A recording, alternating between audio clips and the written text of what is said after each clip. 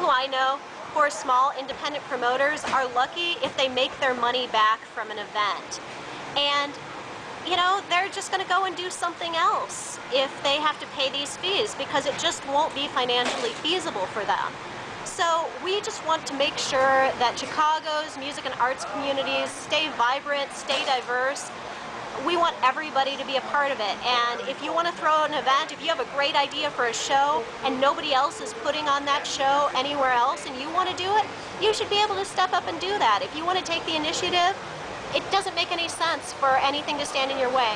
Hi, I'm a resident of the area that Shelter is the alderman for. My opinion is that I think people should be able to promote live music, concerts, the ability for people to gather and enjoy and have entertainment without having undue, unfair economic burden. It's unfair for people who are trying to make a living to make sure other people have a good time and contribute to the economy of Chicago to have undue personal expense. It's unfair. I believe that it creates a class of people who can only provide these opportunities if they work for a corporation. Otherwise, they would not be able, individuals and other small businesses are unable to thrive. And so in that regard, it creates a corporatization or a very, very elite group of people who can create entertainment for the majority of Chicago. This is Mark by Soundtrack to Violence, a truly independent Chicago rock band, metal band, depending on your perspective. The point is that independent music is the lifeblood of Chicago, it's the lifeblood of America. American hardcore is one of the most important genres of music that was completely independent, completely booked by the musician, for the fans, by the fans. Everybody was in together. Music is not politics. It can be used to bring forth politics. When politics and music work together, then we can stop the tyranny of gigantic corporations being the only ones allowing their music to be played. We want the voice of the people, we need the music of the people, we need new noise, the new generation of musician and the fan need to stand up together and stop this from happening. We need independent music. It represents the people. It is the only true form of art that the people can say they can turn around and create next week. Preserve that best you can. This is Jeremy Fry from Audiovant. This whole thing with the Chicago's Promoters Ordinance is a bunch of shit. Us guys who play live music rely on the ability to play at venues the way we should. If you got some more money trying to come to the table, it's a bunch of shit. So please, please, please, let the word be known. Spread the word to everybody you can. Help promote local music. It would intimidate fans and band members from promoting a performance by requiring them to be fingerprinted and to fill out burdensome forms and keep burdensome records. Paradoxically, it would regulate promoters for events at small venues while leaving intact the existing exemption for the venues themselves. And this ordinance is backwards in the sense that it sweeps into its coverage the people at the grassroots level, whether the art galleries or the high school kids in this building behind us. And it excludes the largest promoters. So instead of most laws at the federal and state and local levels that might have a burdensome impact on businesses and activities of various types, most of them have a small business exclusion. This one covers all the small businesses and has a big business exclusion. It's completely bonkers. The ordinance is just completely ridiculous. It was set up in the idea that every band or every venue has $1 million to spend on every single show. Most local promoters have about $50 to spend on a show. They're not making money. The bands are hardly making any money until they get to the point that they can play Lollapalooza. And therefore the ordinance is just going to kill all of music in Chicago except for the gigantic shows.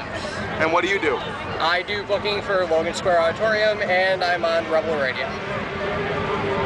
Right the f*** on, dude. This is the stupidest law known to mankind. There's no more cheap-ass shows you go on Sunday for no reason. Exactly. Who the hell is going to pay like $180 to see some like band that you don't even want to see, but you do it just to have fun? Don't pass this law. I'll come after you. My name is Matt Newton. I'm in sketch comedy and improv, and it sort of affect us because same sort of thing with indie music, shut down small productions. We put on productions all the time, and it would affect us. Chicago's like the best sketch and improv, arguably in the world, so you don't want to shut this down here. It's going to affect a lot of people and a lot of great artists. It's all one thing.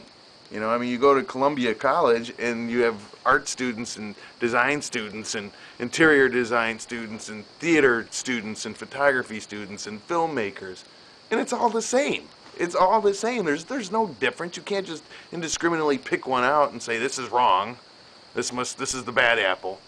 You know, you can't do that. It's just the city trying to tax something else, trying to get money out of something. It doesn't benefit the bands, it doesn't benefit the fans, it benefits like lawmakers that you don't know anything about, and one reason why you should get active is because it's bullshit!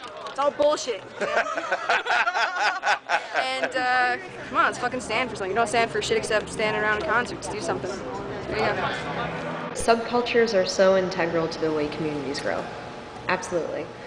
When I look at all of the fees and the taxes and, you know, the $10,000 fine this and $500 fine that, I'm like, oh my God, this really just boils down to the city wants to tax the money that they feel like they're missing out on.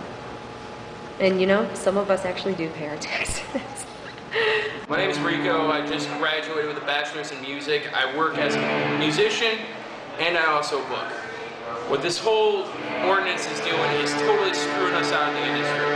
As is, we don't book to make money. We book to get those bands out there. We book to give them a name for themselves and help them out. What this ordinance is basically going to do is totally screw our ability to help those bands out and get them up there.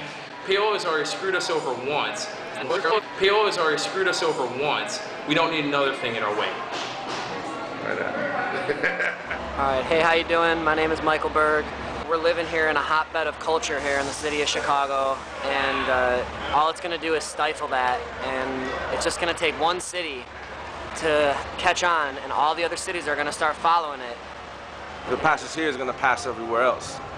And sooner or later, you ain't going to be able to play anywhere, you know? There are no promoters going to, you know, go out and get all the insurance and then be paying for all the licenses and stuff, and it's just going to be a dead America. No music, no art, you know? What are you going to do? More shootings, more deaths in Chicago and everywhere else. You know, people are going to have nothing else to do. One of our greatest fears about this ordinance is that it will go national, much like the Rave Act went national.